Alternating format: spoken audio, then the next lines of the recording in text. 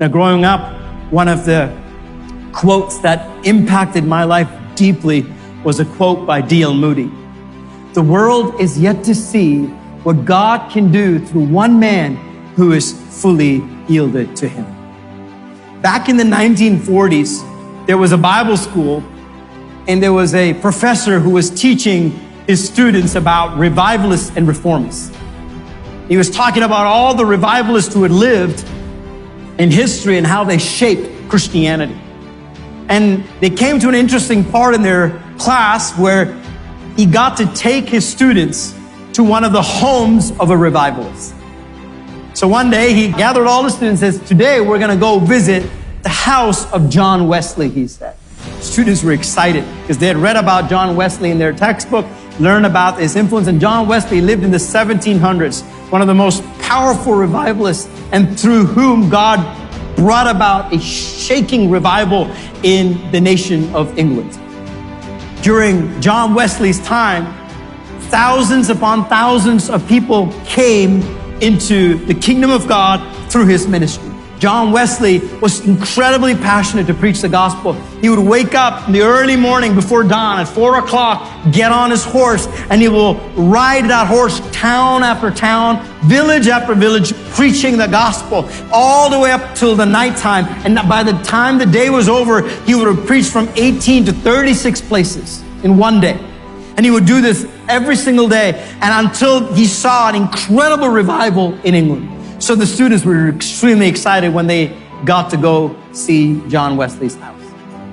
So the teacher brought them into the house and showed them the living room. He said, here's the living room.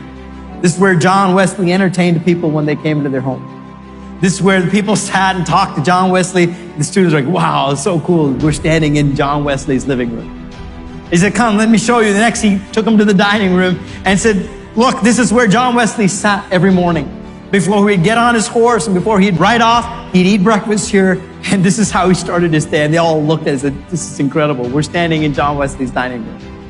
Then he said, come on, I'll take you to his prayer room. And he took them to the prayer room. And the students stood there in awe as they looked at a wall filled with books, different theological books that John Wesley would study, and his table and chair which he would sit and prepare his sermons. And they're like, oh, it's incredible to stand in John Wesley's study. And then the professor said, I'll take you to another room, come on. He took him to John Wesley's bedroom. It's a small room.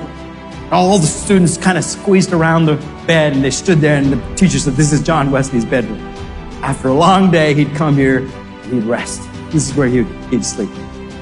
And as he was explaining it, one student stopped the teacher and said, sir, what's that on the floor? I see 2 indents by the bed. And the teacher kind of chuckled and says, that's important, he said. He said, that's where John Wesley would wake up every morning and kneel down by his bed. And for hours, he would pray for the revival of England. Every morning, he'd wake up and he would kneel by the side of his bed and he would pray that God would visit the nation of England. And the students were awed because where he had knelt all those years had actually caused indentations on the floor. And there was 2 little, indentation of knees where John Wesley would kneel every day. Students were awed by it. The teacher said, okay, come on, let's get back on the bus. We're going to go visit some more homes. So they all got back on the bus, about to leave. The teacher realizes one student is missing. So he says, hey guys, hold on, let me go find this guy. Comes back into John Wesley's house, looks in the living room, no one. Dining room, nothing. Goes to the study, nothing. And then he goes up the stairs. And as he's coming up close to the bedroom, he could see a student kneeling by the side of the bed. And he's praying.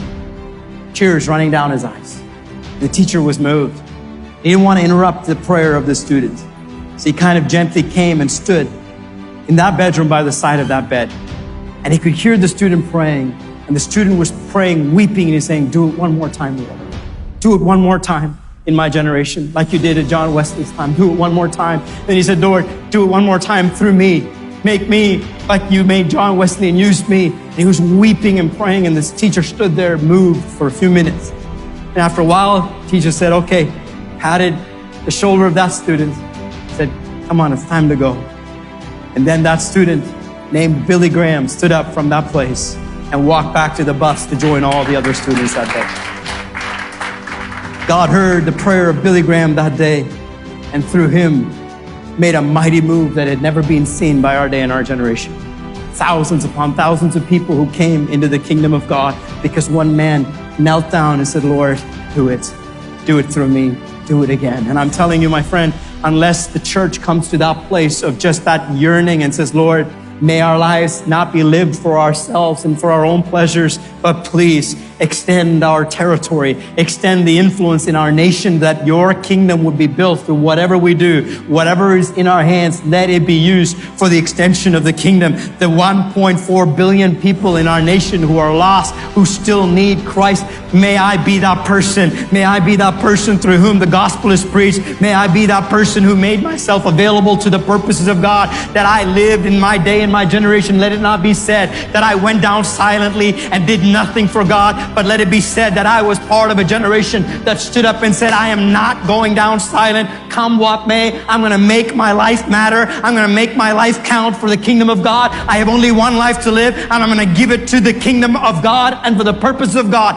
that whatever I have, let it be used for the kingdom of God. I'm telling you, church, until we become a generation like that says, Lord, make it so that in our day and our generation, that you would use our voice, you would use our influence, you would use our position for the kingdom of God. What God did through Jabez, he can do it through you. What God did through John Wesley, he can do it through us. What God did through Billy Graham, he can do it through us. All it takes for people, men and women, who position themselves in a place of availability and said, God, I want my life to matter. I don't want to live it for myself. I want to live it for the kingdom of God and for the purposes of the kingdom of God.